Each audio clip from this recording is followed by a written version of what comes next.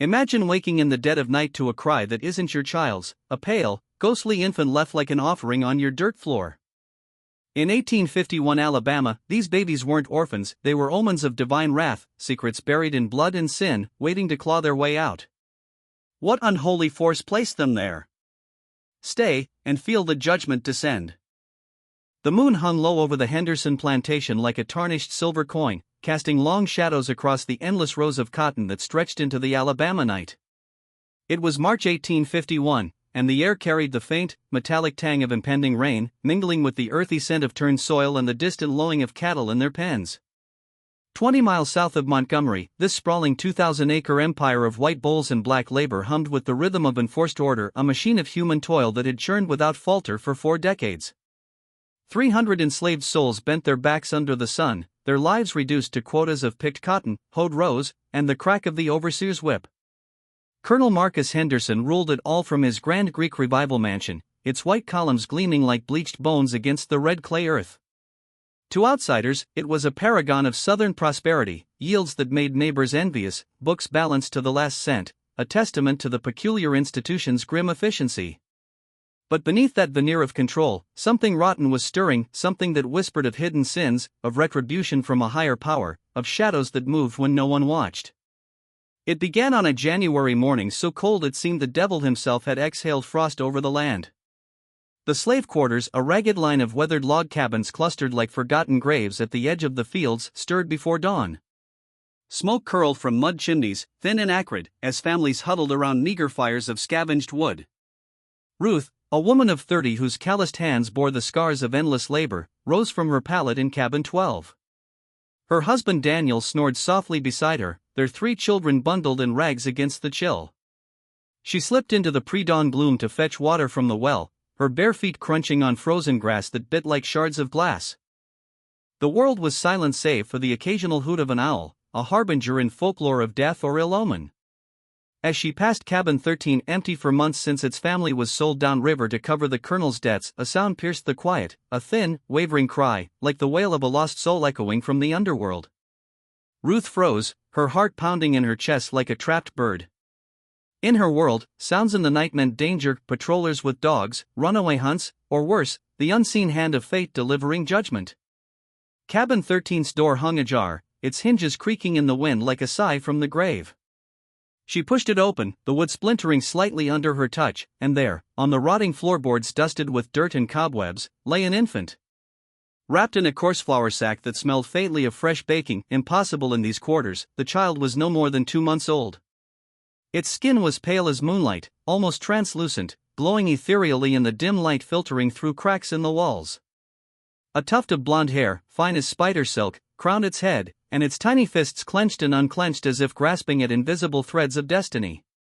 The gown it wore was simple yet exquisite, soft cotton, stitched with precision that spoke of leisure and skill, not the hurried mending of enslaved hands. No dirt marred its fabric, no hunger hollowed its cheeks. This was no neglected waif, but a child nurtured, cherished, then discarded like a forbidden secret. The wind howled through the cabin, carrying the scent of pine resin from the surrounding woods, and Ruth felt a chill deeper than the winter air. In the Bible stories whispered in secret gatherings, infants appeared as signs, Moses in the bulrushes, a redeemer hidden from Pharaoh's wrath, or Herod's slaughter, innocents paying for king's sins. Was this a blessing or a curse? A white baby in the slave quarters spelled catastrophe, accusations of theft, of witchcraft, of unholy unions that could see. Cabins burned in bodies swinging from oaks. Yet motherhood's pull was stronger than terror. She scooped the child into her arms, feeling its warmth against her chest, its cries softening to whimpers as if recognizing safety in her embrace. With trembling steps, she made her way to the overseer's house, the gravel path crunching underfoot, each step a prayer against the storm to come. Thomas Garrett, the overseer, was a man carved from the same unyielding timber as the plantation's fences. At 43, with a face weathered by sun and responsibility, he embodied order, spectacles perched on a hawkish nose, ledger books stacked like sentinels on his desk. He'd come from Virginia's Tidewater, schooled in his father's smaller operation, where efficiency was God and deviation was sin.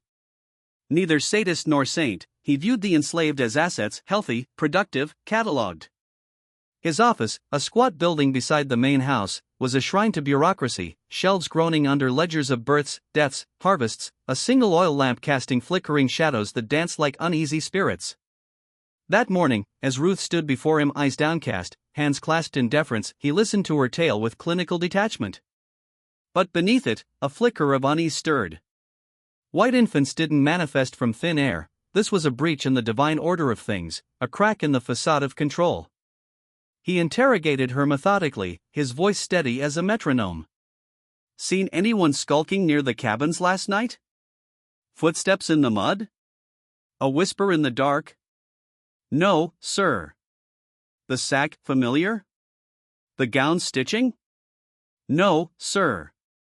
Her fear was raw, unfeigned, a mother's instinct clashing with survival's calculus. Garrett believed her, lies had a scent, and hers was clean terror. He dispatched a runner to the main house, where Colonel Henderson was away in Montgomery, haggling over cotton contracts amid the smoke-filled parlors of power brokers. But Mrs. Elizabeth Henderson arrived swiftly, her skirts rustling like dry leaves. In her 50s, with iron-gray hair bound in a bun sharp as a blade, she carried the weight of old Virginia aristocracy, money, connections, and a gaze that pierced souls. She'd birthed 4 children, overseen countless enslaved births, her hands steady as she examined the infant, limbs plump, skin unblemished, eyes clear as spring water.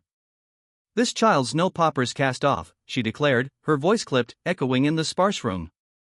"Bathed, fed, loved. The gowns weave Egyptian cotton, I'd wager, sewn by skilled fingers. But why here? Why in the quarters, where shadows hide and suspicions breed?" Garrett had no answer, but the question hung like smoke, thick with implications. Abandonment wasn't rare in the South, shameful liaisons, impoverished widows, but this felt deliberate, a message scrawled in flesh. Mrs. Henderson bundled the baby and arranged its transport to the county orphanage, run by the stern Mrs. Whitfield, where lost souls found temporary harbor. "Investigate, Mr. Garrett," she commanded. "Lest this taint spreads like blight on the crop." And so, the first incident closed, or so they thought, like a chapter in a ledger, neat and contained. But the divine, or perhaps the demonic, had other plans. 3 weeks later, as February's chill lingered like a grudge, the second baby appeared. Dusk painted the sky in bruises of purple and gold, the fields exhaling the day's heat in steamy wisps. Joseph, a field hand in his 30s, trudged back to cabin 7, his muscles aching from clearing stumps for spring planting. Broad-shouldered, with a quiet strength forged in loss, his wife gone in childbirth 5 years prior, he lived alone, his cabin a sparse sanctuary of ordered solitude. Pushing open the door, the hinges groaning like a weary sigh, he stopped cold. There, on his pallet of straw and rags, lay another infant, 3 months old, skin fair as fresh cream, eyes blue and unblinking, staring at the rafters as if communing with angels. Wrapped in clean linen, gown immaculate, it cooed softly, oblivious to the storm it heralded. Joseph's blood ran cold, the air thick with the scent of his own sweat and the baby's milky breath. A white child in his space, a lone black man's cabin, invited lynching ropes and false accusations. Visions flashed, crowds with torches, the snap of necks, the wail of injustice echoing to heaven. But concealment was suicide, transparency his only shield. He carried the bundle to Garrett, hands steady despite the quake in his soul. The overseer, now alert to patterns, felt dread coil in his gut like a serpent. 1 baby, tragedy. 2, design. Someone, or something, was targeting the plantation, weaving a web of mystery laced with spiritual portent. Was this divine retribution for the sins of slavery? The Bible spoke of plagues on Pharaoh's house, frogs, locusts, firstborn slain. Were these infants harbingers of a modern exodus, symbols of innocence defiled by bondage? Garrett's investigation deepened. He prowled the quarters under starlight, boots sinking in mud that smelled of decay, searching for tracks, boot prints, wheel ruts, a discarded thread. He grilled residents in lamplit interrogations, voices hushed against the night chorus of crickets. Strangers in the woods? Whispers at midnight? Nothing. The linen yielded no clues, fine but anonymous, like a ghost shroud. The second child joined the first at the orphanage, Mrs. Henderson's carriage rattling down the rutted road, her face etched with worry. Whispers spread among the enslaved, spirits of the sold away returning as pale avengers, curses from African ancestors invoking justice through innocent vessels.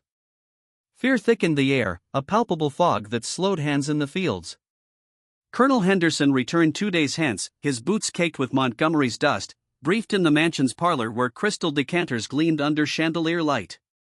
A man of 58, shrewd and unyielding, he'd built his empire on calculated gambles, land grabs, crop rotations, human commodities.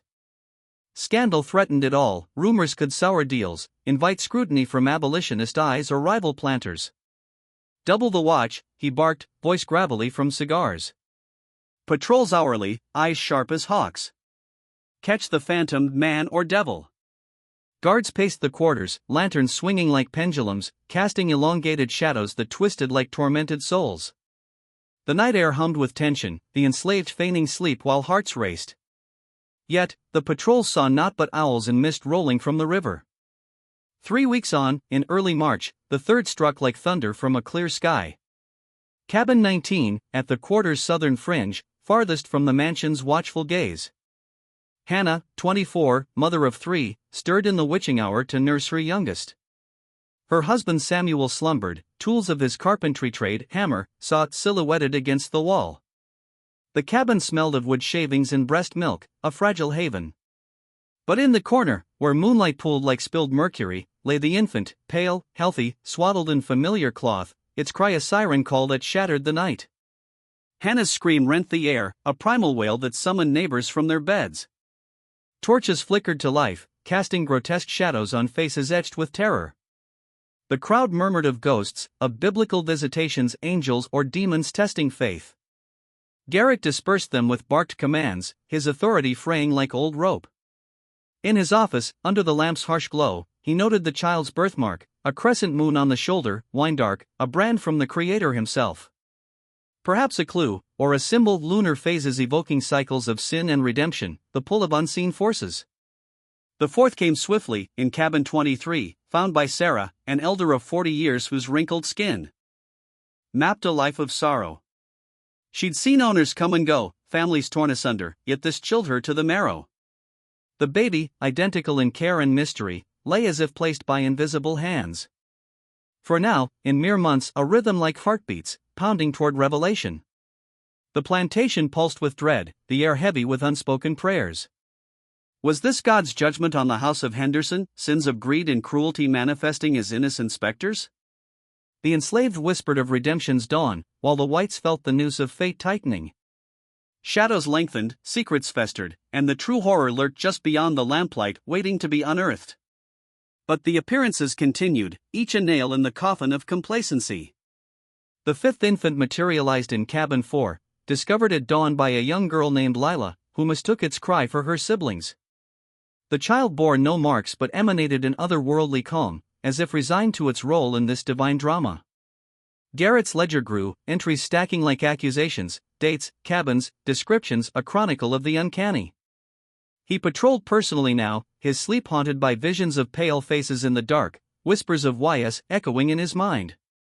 Mrs. Henderson, in the mansion's opulent drawing room, walls papered in French silk, furniture carved from mahogany harvested by enslaved labor, pored over letters from the orphanage. The babies thrived, yet no claimants emerged. She pondered the spiritual weight. Were these children symbols of purity amid corruption, mirrors reflecting the plantation's moral decay? The colonel, in his study amid maps and contracts, smoked furiously, his empire cracking. He hired investigators from Montgomery, hard men with pistols and questions, but they found only silence. The sixth came in mid-March, in cabin 15, amid a storm that lashed the roofs with rain like heavenly tears. Thunder rolled as if God himself roared disapproval, lightning illuminating the infant's serene face. The finder, a man named Elijah, aptly named, evoking prophets of old, felt a prophetic shiver. "This ain't natural," he muttered to Garrett. "Spirits walkin', seekin' justice for the chained." By now, the quarters buzzed with lore, tales of a hooded figure gliding through mists, a woman scorned by society leaving her shame as curses. Among the enslaved, secret meetings under starless skies wove African folktales with biblical parables, Anansi the spider spinning webs of fate, mixed with Job's trials. Fear bred empathy. These white babies, vulnerable as their own children sold at auction, stirred reflections on shared humanity under divine eyes. Garrett, alone in his office as lamplight flickered, traced patterns, all cabins empty or lightly occupied, placements careful, no disturbances. The gown's fabric traced to a Montgomery mill, but common as dirt. The spiritual chill deepened, nights felt watched, as if ancestral eyes judged from the ether. Was this retribution for the Colonel's debts paid in human flesh? For Mrs. Henderson's stern rule masking inner voids? Then, the 7th, March 14, cabin 8. Garrett's ledger entry, another white infant found, trembled in his hand. The child, with hair like spun gold, gazed at him as if knowing secrets. The plantation teetered on madness's edge, productivity faltering as whispers drowned work songs. The Colonel summoned clergy from town, a fire and brimstone preacher who sermonized on sin's wages, invoking Exodus and Revelations. These babes are signs. Repent, lest the Lord smite this house. Yet answers eluded, the mystery coiling tighter, a serpent of suspense. Viewers, feel the dread, each cry an echo of injustice, each pale face a mirror to souls stained by bondage. What force orchestrated this? Human desperation or celestial wrath? The truth, when unearthed, would shatter illusions, exposing rot at the core. But for now, the babies kept coming, omens in the night, harbingers of a reckoning long overdue. The Alabama spring of 1851 crept in like a thief, warm winds stirring the cotton fields into a sea of green whispers, carrying the scent of blooming dogwoods and the distant rumble of thunderheads gathering over the horizon. But on the Henderson plantation, the air grew thick not with promise, but with an oppressive dread that clung to the skin like humidity before a storm. The slave quarters, those huddled clusters of log and mud hovels, stood as silent sentinels under the canopy of ancient oaks draped in Spanish moss, ghostly veils that swayed like mourning shrouds. Lantern light flickered sporadically from cracked windows, casting elongated shadows that twisted across the red dirt paths, as if the ground itself were alive with unrest. The enslaved, their bodies weary from dawn to dusk toil, now faced a terror that transcended the whip, infants, pale as apparitions, appearing in the dead of night, harbingers of some divine audit on the souls who claimed dominion over this land. Sarah, the elder healer of the quarters, rose at dawn in cabin 23, her joints creaking like the old floorboards beneath her calloused feet. At 60, her face was a map of furrowed lines etched by decades of loss, children sold, husbands broken, remedies brewed from wild herbs under moonlight to stave off fevers that claimed the weak. She was the one they called when labor turned cruel, when colic twisted tiny bellies, her hands steady with knowledge passed down from ancestors who whispered of African spirits and Christian saints alike. The door to her cabin, warped from years of rain, swung open with a groan, and there it lay, the 4th infant, nestled just inside the threshold on a bed of fresh straw, as if placed by a hand that knew her rhythms, her early risings to forage for roots and leaves. The child, no more than a month old, stirred with a soft meal, its skin luminous in the gray light filtering through the clouds, blonde wisps framing a face innocent as Eden before the fall. Wrapped in linen fine as a lady's handkerchief, it bore no signs of hardship, no chafed skin, no hollow eyes, just the plump glow of careful nurture. Sarah's breath caught, a chill racing up her spine despite the warming air. In her lore, babies were vessels, pure souls sent to test the wicked, echoes of Pharaoh's drowned innocence or Herod's slaughtered lambs. Was this God's finger writing on the wall, condemning the plantation's sins of bondage and blood? She knelt, her rough shawl brushing the dirt floor scented with earth and old smoke, and gathered the child close. Its warmth seeped into her chest, stirring a maternal ache long buried under survival's armor.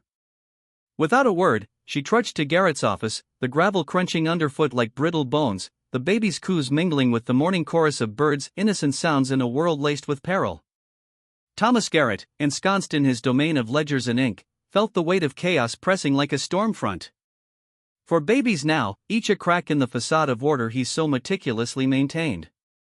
His desk, scarred from years of quill scratches, overflowed with notes, descriptions of gowns, birthmarks, times of discovery. The room smelled of lamp oil and aged paper, a sanctuary now invaded by the inexplicable. As Sarah handed over the infant, her eyes met his eyes that had witnessed too much suffering, now shadowed with spiritual foreboding. Another sign, she murmured, almost to herself, before turning away. Garrett didn't press, in this dance of power, some truths were better left unspoken, lest they summon greater wrath. But the appearances accelerated, as if the unseen force grew bolder, mocking their vigilance. A week later, in cabin 4, the fifth emerged at twilight. The young couple, Isaiah and Miriam, married mere months under a broomstick ceremony witnessed by stars and silent kin, returned from the fields hand in hand. Their cabin, sparse with a single pallet and a tin cup for water, hummed with "Inherited the earth." With each discovery, the pattern etched deeper: overnight placements, no witnesses, despite patrols that pace like sentinels, their boots thudding rhythmically on paths now worn from constant tread.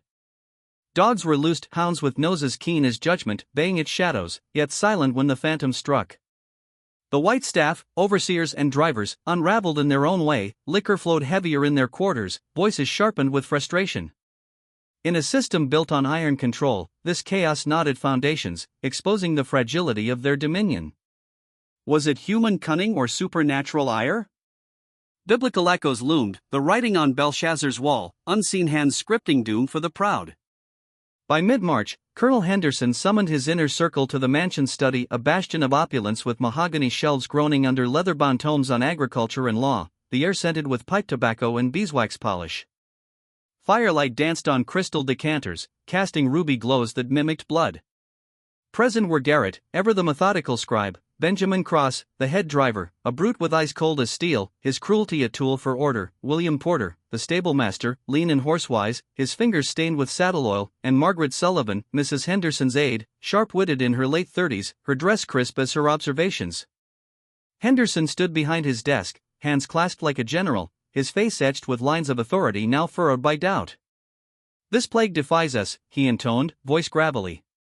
6 innocents, materializing like manna or curses. Productivity crumbles, morale fractures. My name whispers in Montgomery parlors as a jest. Solutions, now. Porter leaned forward, his chair creaking. Outsiders, sir? Montgomery folk using our isolation as veil, knowing paths from trade. Garrett countered, his ledger open like a Bible. Patrols seal us tight, logs show no breaches. Daylight visitors only, merchants. Kin all vetted. Cross snarled, fists clenched. Then insiders. Quarters dwellers slipping shadows, knowing our beats. Sullivan interjected, her voice ablade. But whence the babes? Births demand seclusion, sustenance, cloth from stores, milk from teats. One soul couldn't orchestrate, a cabal would leak like sieves. The room hummed with tension, implications hanging like smoke. Hidden pregnancies? Diverted goods? Yet audits showed nothing amiss. Sullivan ventured deeper, or borne afar, ferried by night riders, horses silent, motives veiled. Merchants, healers, clergy, untouchable in motion. Henderson pondered, his gaze drifting to the window where fields stretched like a green judgment. A network, then. Scandals buried in transit. The hour stretched, theories clashing like storm winds, but no lightning struck clarity. Decree followed, a census, exhaustive as the plagues of Egypt. Every soul catalogued, women probed by Dr. Chambers, a grizzled physician whose hands, though skilled, invaded with clinical coldness, and Mrs. Henderson's stern oversight. 2 weeks of scrutiny, cabins ransacked, bodies bared, questions probing like thorns. The enslaved seethed, resentment boiling beneath fear, eyes averted, whispers venomous. This violation echoed deeper sins, bodies as property, dignity stripped like bark. Productivity plummeted further, fields lying fallow as spirits sagged. Results? Barren as cursed soil. No secret births, no pilfered stores, no hidden nooks in woods where leaves rustled with secrets. Woods combed, barns upturned, nothing but echoes. Yet, on completion's eve, the 8th materialized in cabin 9. Clara, 17 and orphaned, slender as a reed with eyes deep as wells, found it at dawn. Working laundry in the big house, she glimpsed the white's underbelly, silk stained with hidden vices, sheets whispering of nocturnal sins.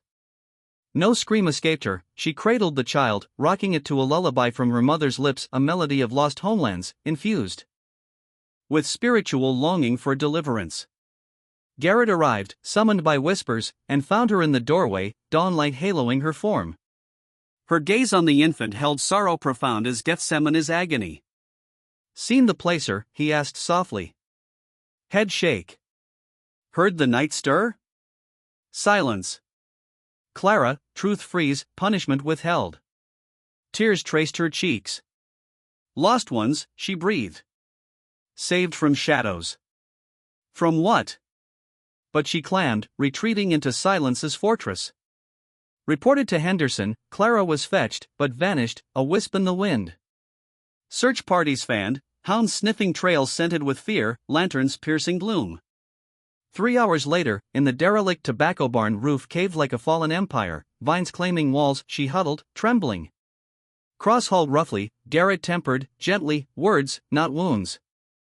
In the study, amid grandeur that dwarfed her, Clara stood quaking. Henderson's tone softened, paternal yet probing. Truth, child, no harm. Denials flowed, no knowledge of origins, placers. But pressed on her words, Mama's tales of grand houses birthing shame, babes vanished to avert ruin. Died, sold, spirited afar. Secrets everyone hushes, lest tongues wag and empires crumble. Silence descended, heavy as judgment. Henderson and wife exchanged glances freighted with unspoken guilt's recognition of society's undercurrents, where illegitimacy stained lineages like blood on linen. Could these be cast-offs from elite circles, dumped in slave shadows to contain scandal? The plantation's isolation a perfect shroud, connections to Montgomery a conduit for sin's disposal. Biblical parallels loomed, innocents sacrificed on altars of pride, like Isaac bound, but without Abraham's reprieve. The revelation hung, spiritually chilling a web of divine retribution, where the oppressed bore witness to the mighty's fall. Sins of greed, lust, bondage intertwined, babies as mirrors reflecting back the rot. The quarters pulsed with renewed dread, fields whispering of impending harvest, not of cotton, but of souls. Garrett, alone later, pondered ledgers now seeming futile against fate's ledger. More would come, he sensed, until the truth erupted, shattering illusions of control. As April loomed, patrols tripled, dogs chained nearer, yet the ninth appeared in cabin 11, found by a widower whose grief echoed Clara's. Whispers evolved, perhaps a midwife's network, spiriting babes from townhouses under cover of night, placing them where charity might claim them without questions. Or spectral forces, ancestors invoking justice through pale proxies. Empathy stirred among the enslaved, these white infants, vulnerable as their own auction kin, blurred lines of hate, hinting at shared humanity under heaven's gaze. Mrs. Henderson, in her private chamber scented with lavender and regret, rifled correspondence from orphanage, babes thrived, unmarked by origins. She prayed by candlelight, psalms on lips, seeking absolution for complicity in a system that bred such horrors. The colonel, pacing verandas under starlit skies, smoked contemplatively, empire's weight bending his shoulders.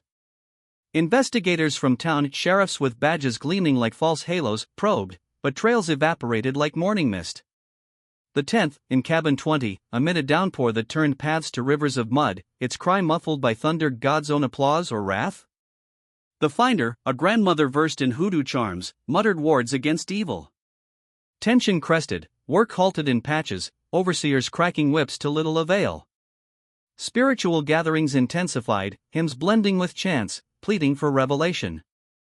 Garrett's dreams haunted, pale faces multiplying, cries swelling to choruses of accusation. Was redemption possible, or doom inevitable? The plantation, once a machine, now a tinderbox of moral fire, awaiting the spark that would consume all. The Alabama sun of late March 1851 beat down on the Henderson plantation like the unyielding gaze of an Old Testament prophet, scorching the cotton fields into a haze of shimmering heat that distorted the horizon. Dust devils swirled across the red clay paths, carrying the acrid scent of sweat-soaked earth and the faint, bitter tang of blooming wildflowers choked by weeds. The main house loomed at the heart of it all, a grand edifice of whitewashed brick and towering columns, its verandas shaded by magnolias whose petals fell like discarded confessions. Inside, polished oak floors creaked underfoot, absorbing the weight of secrets as heavy as the crystal chandeliers that dangled overhead, casting fractured light patterns that mimicked the cracks in human souls. Colonel Marcus Henderson sat in his study, the air thick with the aroma of aged leather from his bookshelves and the faint smoke of an extinguished cigar, his ledger open but unread. Clara's words echoed in his mind like a verse from Proverbs, "The wicked flee when no man pursueth, but the righteous are bold as a lion." Was this the flight of the wicked? Illegitimate offspring, fruits of forbidden unions among Montgomery's elite, discarded in the slave quarters like tainted offerings, found, cared for, but origins obscured in the shadows of bondage. It made a grotesque sense: the quarters, a place of invisibility for the enslaved, now a veil for white society's shame.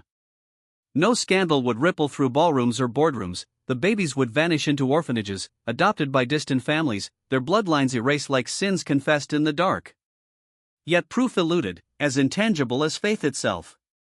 Clara's tales, inherited from a mother now dust, were whispers on the wind, no documents, no names, just the spectral weight of what everyone knew but none spoke.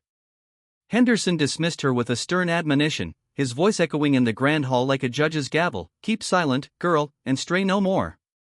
She slipped back to the quarters, her footsteps fading into the chorus of field songs that masked deeper laments. Alone, the colonel stared at his ledgers, symbols of his empire built on calculation and control, now mocked by this chaos. Finally, he rose, his chair scraping like a guilty conscience. "To Montgomery," he declared to Garrett. "Sheriff Crane must hear this. If society's vipers use my land as their den, justice demands light." He mounted his horse that afternoon, the animal's hooves kicking up dust clouds that billowed like smoke from hell's forges, riding hard toward the city where power brokered in smoke-filled parlors hid darker trades. Garrett watched him depart, the horizon swallowing the figure like Jonah into the whale, then returned to his office. The room, spare as a monk's cell, smelled of ink and lamp oil, its shelves lined with chronicles of births, deaths, harvests, now including 8 enigmatic entries. 8 in 10 weeks, he inscribed, his quill scratching like claws on stone, answers flee like shadows. But that night, as stars pierced the velvet sky like divine eyes witnessing all, the pattern shattered. The 9th infant arrived, but not unseen. Marcus, a stable hand of 20, lay restless in his cabin, his stomach churning with ailment like the turmoil of a soul in purgatory. The quarters hummed with nocturnal sounds, crickets chirping psalms, distant dogs howling warnings, the rustle of leaves whispering secrets. Midnight found him stumbling into the woods behind the cabins, the underbrush clawing at his legs, the air cool and damp with dew that soaked his thin shirt. Relieved, he turned back, moonlight filtering through pines like ethereal judgment. Then, movement, a silhouette gliding through the quarters, cloaked in darkness, bundle clutched like a sacred relic. It moved with deliberate grace, toward cabin 12, where Ruth had first unearthed the mystery months prior. Marcus froze, heart pounding like thunder in his ears, the scent of pine sap sharp in his nostrils. The figure paused at the door, a hooded form bending to place the bundle inside with reverent care, then retreated, not to roads or woods, but toward the main house's glowing windows. Marcus waited, breath held as if in prayer, then dashed to the cabin. Inside, amid the dim glow of embers, lay the infant, pale, healthy, swaddled in fine linen that smelled faintly of lavender, a scent from the big house, not the quarter's earth and smoke. He roused Garrett, pounding on the overseer's door until lamplight spilled out like revelation. Agitated, words tumbling like spilled beads, Marcus recounted, "From the house, sir, back to the house." Garrett's blood iced, a chill deeper than winter's bite. Not outsiders, not Montgomery phantoms, someone within, with keys to the kingdom, access unimpeded. Biblical echoes resounded, betrayal from the inner circle, like Judas among apostles. He grilled Marcus in the office's flickering light. Face? Obscured. Gender? Feminine gait, perhaps. Height? Middling. Distinctions? None, swallowed by night. Sworn to secrecy, Marcus departed, leaving Garrett with the child, its innocent gurgles mocking the turmoil. The main house, a nexus of 15 souls, enslaved cooks with flour-dusted hands, maids polishing silver that reflected distorted faces, attendants mending linens infused with secrets. All under Mrs. Henderson and Sullivan's vigilant eyes, movements scripted as rigidly as plantation routines. Hiding pregnancies here? Improbable, unless the infants ferried from afar, as Sullivan posited. Transportation required, stables, horses, wagons creaking under cover. Garrett resolved to watch, a sentinel in shadows, eyes peeled for deviations in the divine order of things. 2 days passed, the fields alive with workers bending like penitents, hoes striking earth in rhythmic penance. Henderson returned at dusk, his horse lathered, face etched with weariness. In the study, amid maps yellowed like old sins, Garrett relayed Marcus's vision. The colonel's expression darkened, shadows pooling in his eyes like gilt zinc. Sheriff Crane? Garrett probed. Henderson sighed, voice weighted as lead, he demurred. Inquiries into bastards among the mighty? Perilous. Some enigmas preserve peace, he counseled. No crime in abandonment, he claims babes safe, adopted. Pursuit invites ruin. Garrett shivered, the law, corrupted, shielding the elite like Pharaoh's court ignoring plagues. Cover it? Practicality, Garrett. Quiet resolution, no scandal to scorch us all. But Garrett's soul rebelled, a spark of righteousness amid complacency. That night, he took post in the oaks behind the house, bark rough against his back, nocturnal symphony masking his vigil. 3 nights, servants' silhouettes routine, Henderson's light extinguishing late, Sullivan's form gliding with purpose but no burden. On the 4th, as the clock struck 11, a witching hour ripe for revelations, a figure emerged from the back door. Cloaked woman, bundle cradled like Moses in rushes. She hurried down the path, moonlight silvering her steps, toward cabin 7, Joseph's solitary haven. Garrett shadowed, heart hammering, leaves crunching softly underfoot. She placed the offering, hesitated as if in prayer, then retreated. A lunar beam betrayed her, Margaret Sullivan, face composed yet etched with sorrow's lines. Garrett reeled, world tilting like a felled tree. Sullivan, 15 years loyalty, confidant to Mrs. Henderson, access absolute. Why? Whence the innocence? He retrieved the 10th baby from the cabin, its warmth a burning coal of truth, and retreated to his office. Don's fingers crept through windows as he wrestled, inform Henderson, ignite scandal's blaze? Or confront alone, seek redemption's path? Mid-morning, with Henderson in fields inspecting rows like a lord surveying dominion, and his wife tallying household sins and ledgers, Garrett approached the main house. Its halls echoed with muffled servants' steps, air scented with beeswax and fresh bread, a facade of domestic grace masking rot. In the sitting room, sunbeams danced on damask upholstery, Sullivan sat serene, hands folded like a penitent's. I witnessed you, Garrett stated, voice steady as judgment. Cabin 7, the bundle. Her composure held, a mask of marble. Secrets, Mr. Garrett, wound when unearthed. 10 babes terrorized the quarters, the colonel's name tarnishes. Truth demands voice. She rose to the window, gazing at fields where enslaved forms toiled like Sodom's laborers. From Montgomery's pinnacles, names that command halls and fortunes. Offspring of liaisons, weaknesses bared in flesh. Existence a dagger to marriages, legacies. Clara's echo, illegitimates veiled. Deeper, Garrett. Threats to empires, mothers forsaken, fathers denying. Here, mercy, discovery, care, obscurity. And you ferry them? Once, I was among them, Montgomery Bell, fallen to indiscretion. Aided then, I aid now. Why here? She turned, eyes pools of regret. Mrs. Henderson knows, sanctions. Supplies flow from her hand, orphanage paths cleared. She comprehends desperation's abyss, harbors her own shadows. The revelation struck like lightning on Sinai, complicity at the core, the mistress herself weaving this web of sin and salvation. Garrett staggered, foundations crumbling. Was this mercy or damnation? Biblical mercy twisted Rahab hiding spies, yet at what cost? The plantation, altered to hypocrisy, where enslaved bore white shame's burden. Spiritual chill deepened, divine retribution brewing, innocence as arrows piercing veils of pride. Yet the deliveries persisted, 11th in cabin 3, found amid dawns missed by a trembling elder. Whispers evolved to prayers, enslaved invoking ancestors and Jehovah for unveiling. Garrett, burdened, pondered confrontation's fruit, scandal's storm or quiet cessation? Sullivan's network unraveled in his mind, midwives in shadowed alleys, carriages at midnight, elite confessions in hushed parlors. Mrs. Henderson's role, perhaps her own barren years, or hidden loss, birthing this perverse charity. The 12th arrived under storm clouds, thunder rumbling like God's displeasure, placed in cabin 14. The finder, a young mother, clutched it as her own, tears mingling with rain. Tension crested, fields slowed, overseers barked feudal commands. Henderson, informed obliquely, paced verandas, cigar smoke curling like ascending prayers for guidance. Garrett delved deeper, shadowing Sullivan's routines, letters sealed with wax bearing elite crests, excursions to town veiled as errands. A 13th babe, marked by a star-shaped blemish, celestial sign, in cabin 19. Spiritual lore swelled, these as modern foundlings, like Oedipus abandoned, destinies entwined with downfall.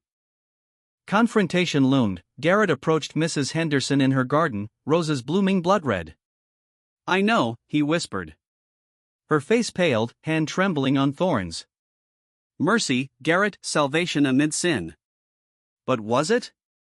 Or hubris, playing God with lives? The plantation pulsed with foreboding, air heavy with impending judgment. More would come, until truth's flood washed clean or drowned all. The late spring air of 1851 hung heavy over the Henderson plantation, saturated with the sweet rot of magnolia blossoms and the relentless buzz of cicadas that droned like a chorus of restless spirits judging the living. The cotton fields stretched verdant and unforgiving, bowls swelling under the merciless sun, tended by backs bent in silent endurance. In the main house, shadows lengthened across polished floors, where secrets festered like wounds beneath silk dressings. Thomas Garrett sat in the sitting room's gilded cage, sunlight filtering through lace curtains to cast barred patterns on the rug like prison shadows on a soul ensnared. Across from him, Margaret Sullivan's face remained a serene mask, but her eyes betrayed the abyss, pools of sorrow reflecting years of complicity in a world where women's desperation was currency and men's indiscretions gold. "Mrs. Henderson orchestrates this?" Garrett's voice cracked, the words tasting of ash. The revelation struck like a serpent's fawn. Elizabeth Henderson, the iron matron of Virginia blood, arbiter of household order, complicit in this nocturnal ballet of abandonment. Her hands, which directed enslaved maids with crisp commands, now revealed as suppliers of fine cloth, nourishing milk, discreet paths to the orphanage. Sullivan nodded, her voice soft as falling petals yet edged with steel. Without her, these innocents would perish in alleys or vanish into brokers' chains, commodities bartered like cotton. Here, they breathe, thrive, find arms that crave them. Imperfect grace, Mr. Garrett, but grace amid thorns. Garrett slumped, the chair's velvet embracing him like false comfort. Biblical tempests raged within. Was this Rahab's lie shielding spies, or Eve's deception birthing original sin? The enslaved, unwitting vessels in this drama had trembled for months, cabins invaded by pale omens, fear-curdling work songs into whispers of ancestral curses. And the colonel, master of this domain, deceived in his own house. Does he know? Sullivan hesitated, the pause heavy as a confessor's silence. No. Revelation would compel him honor-bound to authorities, unleashing scandal's flood. Marriages shattered, fortunes drowned, babes branded bastards forever. Their lives poisoned at root. Is that justice? Mercy, she called it, flawed as man's fallen nature, yet echoing the prodigal's welcome or the Samaritan's unbound compassion. These women, cornered by society's blade, turn nowhere else. Exposure means death or worse. We salvage souls through shadows. Garrett's mind reeled, order's edifice crumbling. His life, built on ledgers and control, now confronted chaos, deception shielding life, lies as lifelines. The plantation, microcosm of the South's hypocrisy, bondage enforcing purity's facade while elites sowed wild oats and secret furrows. "What now?" he whispered, voice hollow. Sullivan leaned forward, eyes pleading like Mary's at the cross. "Your crossroads, Garrett. Unveil to the colonel, the web unravels, placements cease, future babes suffer oblivion. Or, guard the silence. Two remain, then closure. Normalcy returns, scars fade. Complicity's hook dangled, join the mercy, or wield truth's sword and spill innocent blood." Garrett wrestled in silence, the room's clock ticking like heartbeat toward judgment. Compassion over rigidity? Love's covert form? Finally, two more. Absolute end. No further veils. And if he queries direct, I speak true. Agreement sealed, unspoken pact binding souls in moral twilight. He departed the house, legs leaden, the gravel path crunching like fracturing bones. Truth unearthed, yet thornier than imagined, no villain's lair, but a labyrinth of human frailty. Complicit now, deceiver for mercy's sake, would heaven tally at virtue or vice? Nights blurred in vigil, Sullivan's cloaked form twice more gliding paths, bundles placed with prayerful care. 11th in cabin 16, amid stable sense of hay and hope deferred. 12th in cabin 4, where young love had once marveled at the 5th. Garrett documented impassively dates, descriptions, destinations to orphanage, while silence choked him like ivy on oaks. Then, cessation. No more cries pierced dawn, quarters exhaled, tension uncoiling like springs.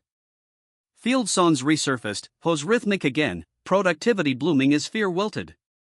The enslaved, resilient as deep roots, consigned the hauntings to Lord tales for fireside, blending African spirits with biblical signs, omens of justice deferred. Colonel Henderson, briefed on the quietus, nodded satisfaction in his study, cigar smoke veiling relief. Perpetrator deterred, security, sheriff's shadow. Truth forever barred from him, empire preserved on ignorance's foundation.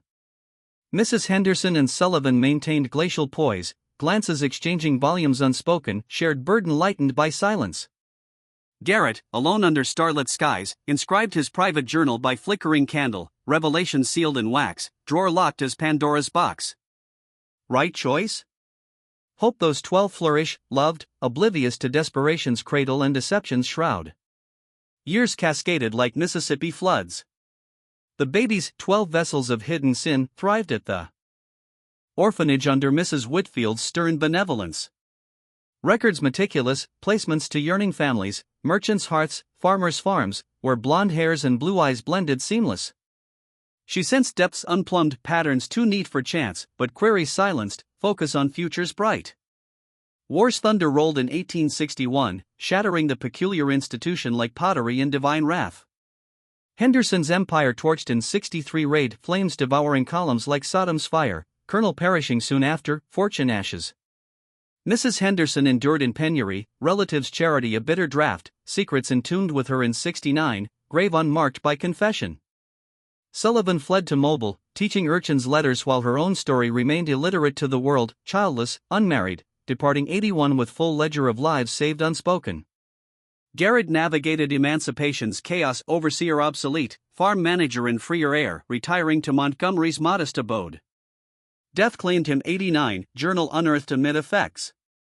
Children recoiled, father of order, harborer of ambiguity? Debates raged, preserve or purge? Flames consumed original, yet a daughter transcribed essence into her diary, hidden like buried talent. That diary endured, gifted to Historical Society 40s, pages resurfaced 63, researcher stumbling on enigma. Verification impossible, actors dust, records erased. Footnote in Antebellum annals, delusion or suppressed truth?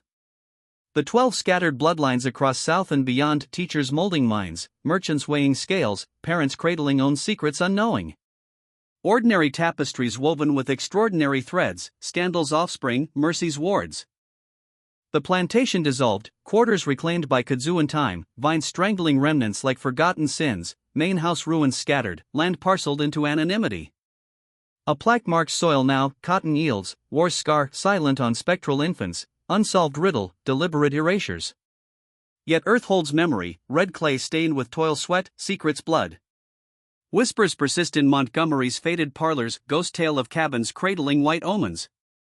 Truth, as Garrett grasped, paradoxical, desperation's conspiracy, women's underground railroad for shame's fruit. Mercy masquerading as cruelty, abandonment as salvation echoing Moses in bulrushes, hidden from Pharaoh's decree. Genius lay in inversion, slave quarters, realm of the invisible, perfect vault for elite visibility's threats. Noticed, yet unquestioned, cared for, yet unclaimed. No probing eyes pierced, scandal contained in bondage's shadow. Wrong in deception, right in preservation, moral not defying untie. It succeeded, 12 spared sword or sail, lives granted chance amid world's wrongs. Other webs perhaps spun elsewhere? Shadows teeming with similar salvations? South's soil pregnant with untold? Fragments alone survive, journal echoes, diary whispers, orphanage ghosts, questions eternal. Perhaps incompleteness fitting, humanity's ambiguities resist neat boxes. The real shock, not appearances, but deliberate placements, not mystery, but buried solution. No villains clear, but desperates navigating impossible seas. Mercy shielded over exposure's blaze. Descendants walk today, mystery in veins unknowing, legacy not wealth or war, but hidden compassion's ripple. Lives mattered because silence conspired with love. In a flawed world, right often wears wrong's guise. The land slumbers, plaque mute. But truth lingers in ether, waiting discovery or eternal burial. Some secrets demand interment, some mercies thrive in dark. The 12 endured because compassion trumped candor, women bridged abysses for sisters unseen. And therein lies the chill, in grasping mercy's cost, deception's necessity. Love as abandonment. Salvation through sin's veil. Souls reshaped by burdens borne alone. Henderson's echo, not Bale's picked, but lives quietly redeemed. A conspiracy of silence that birthed futures. The most profound revelation, not shocking origins, but the tangled grace that hid them. In 1851 spring, amid cotton's white sea, 12 innocents found haven in shadows, and the world, wiser in ignorance, rolled on.